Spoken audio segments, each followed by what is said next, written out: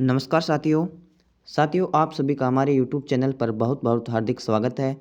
दोस्तों, आज की सेशन में हम जानेंगे पृथ्वी की उम्र, जो आज 5 जून है। 5 जून को विश्व पर्यावरण दिवस मनाया जाता है। विश्व पर्यावरण दिवस के बारे में प्रमुख तथ्य और विश्व पर्यावरण दिवस कब घोषित किया गया था, इन सब के बारे में आज हम चर्चा करने वाले हैं। और विश्व पर्यावरण दिवस से जुड़े कुछ महत्वपूर्ण बातें जो हमारी पृथ्वी से मायने रखती हैं, उन सभी के बारे में आज के सेशन में हम चर्चा करने वाले हैं। तो दोस्तों, जुड़े रहिए आप हमारे YouTube चैनल के साथ और वीडियो को लास्ट तक अवश्य देखें। चलो दोस्तों, नेक्स्ट देखते हैं। विश्व पर्यावरण दिवस जो कब मनाया जाता है दोस्तों? 5 जून को। विश्व पर्यावरण दिवस 5 जून को मनाया जाता है, जो हर वर्ष 5 जून को विश्व पर्यावरण दिवस मनाया जाता है। इस दिवस का उद्देश्य पर्यावरण की सुरक्षा और स्वास्थ्य को चिन्हित करना है, जो दुनिया भर के लोगों के हित और आर्थिक विकास को प्रभावित करता है। विश्व पर्यावरण दिवस को मनाने की घोषणा वर्ष 1972 में संयुक्त राष्ट्र द्वारा हुई थी। कब हुई थी दोस्तों? 1972 में हुई थी इसकी शुरुआत। ठीक है साथियों, पहला विश्व पर्यावरण दिवस 1973 में मनाया गया था, जो केवल एक पृथ्वी थीम के साथ मनाया गया था। ठीक है। वर्ष 2023 की थीम और प्लास्टिक प्रदूषण। वर्ष 2023 के दिवस की थीम है प्लास्टिक प्रदूषण के उपाय। ठीक है साथियों, क्या थीम है? प्लास्टिक प्रदूषण के उपाय। दुनिया भर में हर वर्ष 400 मिलियन टन से अधिक प्लास्टिक का उत्पादन होता है, जिसमें से आधा केवल एक बार उपयोग लिया जाता है। ठीक है साथियों, तो इस 5 जून 2023 को इसकी थीम क्या है? विश्व पर्यावरण दिवस की प्लास्टिक प्रदूषण के उपाय। ठीक है, नेक्स्ट देखते हैं। पर्यावरण संरक्षण हेतु भारत में प्रयास। संयुक्त राष्ट्र पर्यावरण कार्यक्रम UNDP के अनुसार, यदि दुनिया भर में 8 अरब लोगों में से एक व्यक्ति अपने दैनिक जीवन में पर्यावरण के अनुकूल व्यवहार अपनाता है, तो वैश्विक कार्बन उत्सर्जन में 20% तक की कमी आ सकती है। भारत में प्रति व्यक्ति औसत कार्बन फुटप्रिंट वैश्विक औसत कार्बन फुटप्रिंट के 4.5 टन प्रति वर्ष के मुकाबले केवल 1.8 टन है। भारत के सभी गांवों और शहरी स्थानीय निकायों के कम से कम 80% को वर्ष 2028 तक पर्यावरण के अनुकूल बनाने का लक्ष्य रखा गया है। ठीक है साथियों, ये क्या पढ़ रहे हैं हम? पर्यावरण संरक्षण हेतु भारत के प्रयोग। ठीक है, ठीक है साथियों। स्वस्थ सागर सुरक्षित सागर अभियान का लक्ष्य 75 दिनों में 75 समुद्र तटों से लगभग 15,000 टन कचरा हटाना था। कौन सा अभियान चलाया गया था? स्वस्थ सागर सुरक्षित सागर अभियान। और स्वस्थ भारत मिशन के तहत ग्रामीण भारत में 7 वर्ष के अंदर 100 मिलियन से अधिक शौचालयों का निर्माण किया गया। कौन से मिशन के तहत? स्वस्थ भारत मिशन के तहत। उज्ज्वला योजना ने LPG कनेक्शन वाले परिवारों को वर्ष 2015 के 62% से बढ़ाकर वर्ष 2021 में 99.8% कर दिया है। कौन सी योजना के तहत? उज्ज्वला योजना के तहत। ठीक है साथियों, नेक्स्ट देखते हैं। दोस्तों, आइए अब कुछ बातें जो हमें जानना ज़रूरी है वो हम देखते हैं। पृथ्वी से संबंधित कुछ महत्वपूर्ण बातें। पृथ्वी की उम्र 450 करोड़ साल आंकी गई है। पृथ्वी करीब 450 यानी कि 450 करोड़ साल पहले बनी। शुरुआत में पृथ्वी महज गर्म गैसों का गोला थी, जहाँ का एटमॉस्फेयर तेज़ी से बढ़ता था। ठीक है। पृथ्वी पर जीवन 50 करोड़ साल पहले आया, जबकि पहला इंसान होमो ऑस्ट्रेलोपिथेक्स होमो ऑस्ट्रेलोपिथेक्स जो पहला इंसान बना, या इसको आप ये देख रहे हो, ठीक है, 40 लाख साल पहले ही आया था। ठीक है, 40 लाख साल पहले आया था। कौन? ये वाला जो बंदरनुमा दिखाई दे रहा है आपको। यानी पृथ्वी की उम्र के 450 करोड़ सालों में 449 करोड़ 60 लाख साल बिना इंसानी इतिहास के हैं। ठीक है, इसमें कोई इंसान का इतिहास नहीं झलकता है। मौजूदा इंसानी प्रजाति यानी होमो सेपियंस तो महज 3 लाख साल पहले ही विकसित हुई है। 3 लाख साल पहले ही विकसित कौन सी प्रजाति हुई है? इंसानी प्रजाति जो होमो सेपियंस है, जो आप ये देख रहे हो, ये इंसानी प्रजाति है जो होमो सेपियंस है। ठीक है, नेक्स्ट देखते हैं साथियों। पृथ्वी का अनोखा सैटेलाइट चंद्रमा क्या है दोस्तों? पृथ्वी का अनोखा सैटेलाइट चंद्रमा। चंद्रमा पर जीवन भले न हो, लेकिन पृथ्वी के जीवन पर चंद्रमा का बहुत बड़ा रोल है। पृथ्वी के शुरुआती दिनों में सूर्य से बेहद तेज सौर पवन आती थी। चंद्रमा तक पृथ्वी के और भी पास हुआ करता था।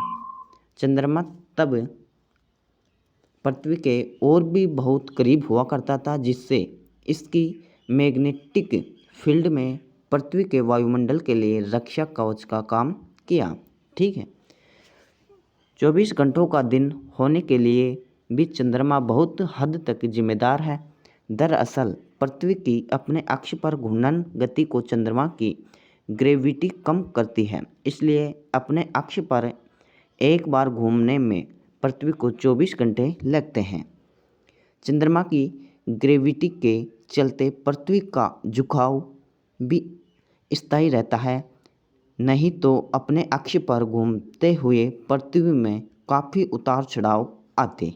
ठीक है, चंद्रमा न होने पर क्या होता दोस्तों? अगर चंद्रमा न होता तो हमारी पृथ्वी का क्या होता? बिना वायुमंडल के पृथ्वी पर जीवन पनपना नामुमकिन था। एक दिन 6 से 8 घंटे का हो सकता था।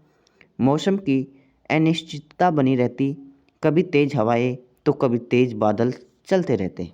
ठीक है, ये संभावना हो सकती थी अगर चंद्रमा न होता तो। ठीक है, नेक्स्ट देखते हैं साथियों। पृथ्वी झुकी न होती तो नहीं बदलते मौसम।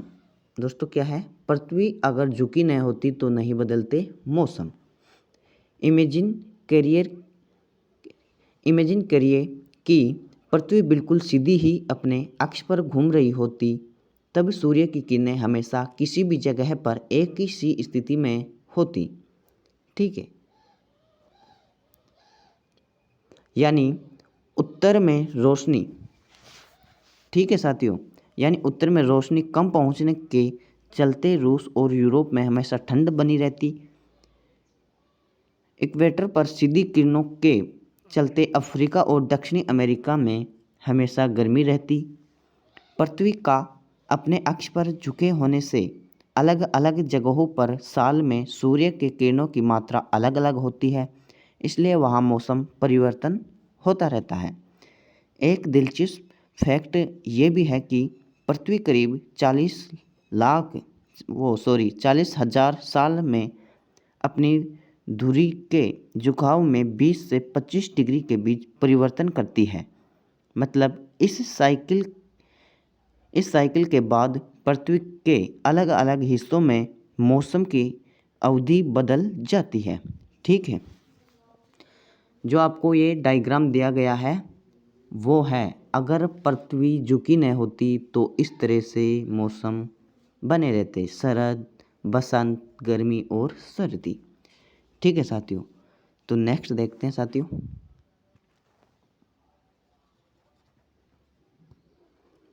सोलर रेडिएशन से बचाव का ज़बरदस्त मैकेनिज्म। ठीक है, पृथ्वी के केंद्र से बेहद ताकतवर और तेज गति से चलने वाली मैग्नेटिक किरणें निकलती हैं। पृथ्वी के केंद्र से दोस्तों, जो पृथ्वी का केंद्र है वहाँ से बेहद ताकतवर और तेज गति से चलने वाली मैग्नेटिक किरणें निकलती हैं। यह पृथ्वी के चारों तरफ एक शील्ड का निर्माण करती है जो सूर्य से निकलने वाले रेडिएशन, सोलर विंड्स से हमारे वायुमंडल की रक्षा करती है।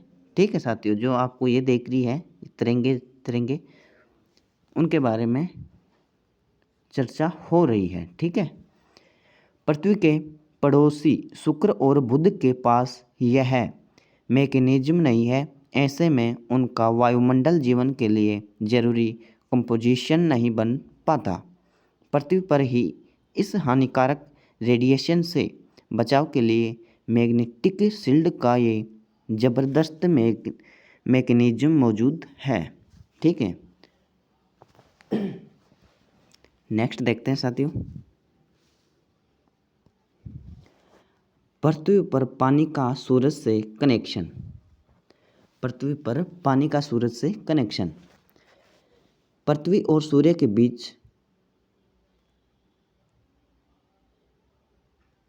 9,29,55,807 किलोमीटर की दूरी स्पेशल है। इससे कम दूरी होने पर पानी लिक्विड फॉर्म में नहीं रह पाता, भाप बनकर उड़ जाता है। इससे ज़्यादा दूरी होने पर पानी जम जाता है। ठीक है, ऐसे में पृथ्वी की दूरी का स्पेशल जोन यहाँ पानी को लिक्विड फॉर्म में उपलब्ध करवा पाता है। पृथ्वी के सबसे अहम फीचर में समुद्र भी शामिल है। यह पृथ्वी के 70% हिस्से को कवर करता है। ठीक है, जो ये समुंदर है जो पृथ्वी के 70% हिस्सों में पृथ्वी के 70% हिस्से में जल है। ठीक है, हमारे सौर मंडल में पृथ्वी ही अकेला ग्रह है जहाँ समुंदर मौजूद है। माना जाता है कि समुंदर में ही सबसे पहले जीवन पनपा था।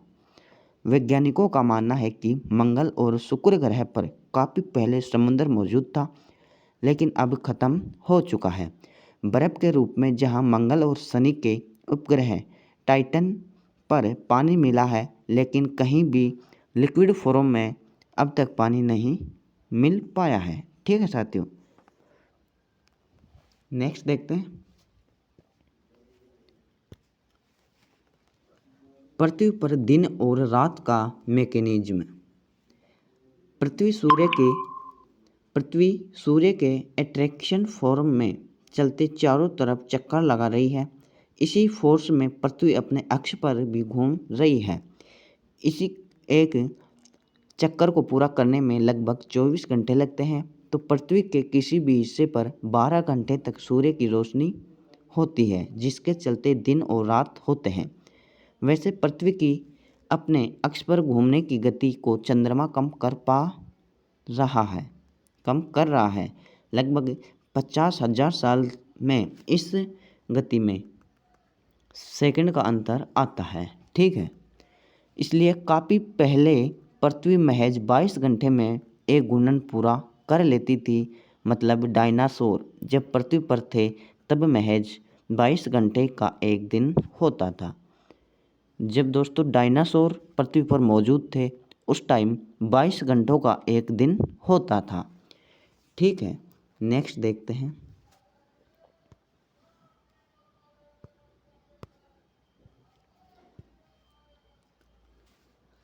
पृथ्वी में वायुमंडल का रोल। दोस्तों पृथ्वी में वायुमंडल का रोल क्या है उसके बारे में देखते हैं। पृथ्वी पर पानी के बाद सबसे ज़रूरी चीज़ वायुमंडल है। इसमें न केवल जीवन के लिए ज़रूरी ऑक्सीजन होता है, बल्कि यह हमें नुकसानदेह अल्ट्रावायलेट किरणों से बचाता है। ठीक है, वायुमंडल बचाती है। वायुमंडल ही वह प्रेशर बनाता है जिसके चलते पानी लिक्विड स्टेट में पृथ्वी पर रह पाता है। ठीक है, वायुमंडल का 80% हिस्सा शुरुआती 12 किलोमीटर में है। कितना परसेंट हिस्सा है दोस्तों? 80% हिस्सा। ठीक है। पृथ्वी के ऊपर की तरफ 8 किलोमीटर जाते हैं तो ऑक्सीजन का लेवल बेहद कम हो जाता है। दोस्तों, पृथ्वी के ऊपर अगर 8 किलोमीटर तक अपन जाते हैं तो वायुमंडल ऑक्सीजन का लेवल कम होता जाता है। ठीक है। 19 किलोमीटर ऊपर जाने पर खून में उबाल आने लगता है। नाक कान से खून आने की संभावना होती है। जैसे जैसे दोस्तों पृथ्वी से ऊपर जाते रहेंगे, 8 किलोमीटर जाएंगे तो ऑक्सीजन लेवल में कमी महसूस होगी और 19 किलोमीटर ऊपर जाने पर हमारे नाक, मुँह और कानों से खून आने की संभावना हो जाती है और 100 किलोमीटर जाने पर किसी भी जीव का जीवन संभव नहीं हो पाता। 100 किलोमीटर ऊपर जाने पर किसी भी तरह का जीव संभव नहीं है। ठीक है साथियों। चलो दोस्तों नेक्स्ट देखते हैं। Zero waste system. दोस्तों, पर्यावरण दिवस पर एक महत्वपूर्ण खबर है जो किसी भी एग्जाम पेपर में ये क्वेश्चन आ सकता है। ठीक है साथियों। Zero waste system. राजस्थान का पहला गांव 3 साल में जहां zero waste green energy based होंगे सभी प्लांट। जो राजस्थान का पहला गांव है। जयपुर से 50 किलोमीटर दूर स्थित आंधी गांव जो राजस्थान का पहला गांव है जहां जीरो वेस्ट सिस्टम तैयार किया गया है। आगामी 3 सालों में यह गांव जीरो वेस्ट बन जाएगा। राजस्थान का यह पहला गांव होगा जहां सॉलिड वेस्ट और ग्रे वाटर को एक साथ ट्रीट किया जाएगा। घरों के साथ साथ हॉस्पिटल का वेस्ट वाटर भी ट्रीट करके रीयूज होगा। इसके लिए बाहरी के बजाय ग्रीन एनर्जी का इस्तेमाल करते हुए एसटीपी प्लांट लगाए जाएंगे। ठीक है साथियों। कौन सा है दोस्तों? जीरो वेस्ट गांव कौन सा है? आंधी गांव। कौन सा है? आंधी गांव, जो राजस्थान का पहला गांव है जो जयपुर ज़िले में स्थित है। हालांकि इसको शायद नया ज़िला बनाया जाएगा, लेकिन अभी तो यह है जयपुर ज़िले में आता है। ठीक है। तो दोस्तों आज का सेशन हमारा यहीं समाप्त होता है। दोस्तों बने रहिए हमारे चैनल के साथ। तो दोस्तों ऐसे ही हम नए नए वीडियो लेकर आते रहेंगे। तो दोस्तों नेक्स्ट वीडियो जल्द ही हम नए टॉपिक पर नए अंदाज में लेकर आएंगे। तब तक बने रहिए। जय हिंद, जय भारत।